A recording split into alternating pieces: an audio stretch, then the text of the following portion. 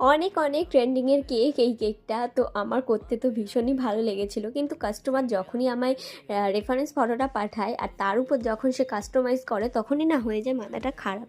কারণ রেফারেন্স ফটোটাই থাকে না কি সুন্দর কেকগুলো, তার উপর সে বলে যে না এটা চেঞ্জ করতে হবে, ওটা চেঞ্জ করতে হবে। তো তার মনের মতন করতে গিয়ে মনে হয় যেন যে কেকটা একদম বাজে হয়ে যাবে।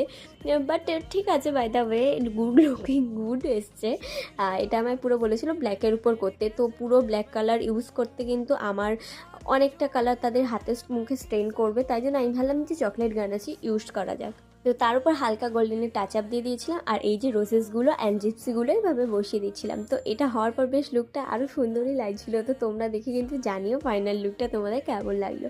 তো হ্যাঁ, এর সাথে যে হাফ টুকরোটা আমি কাটিং করেছিলাম এটা তো ইজি, তোমাদেরকে এর আগে আর দেখালাম না, ওই জন্য টপ ফরওয়ার্ডের যেমন ঠিক সেরকম শেপের একটা কেকটা কাটিং করে নিয়েছিলাম। আর এই এক্সট্রা কেকটাও কিন্তু আমি কাস্টমারকে একটা ফয়েলে করে দিয়ে দিয়েছিলাম।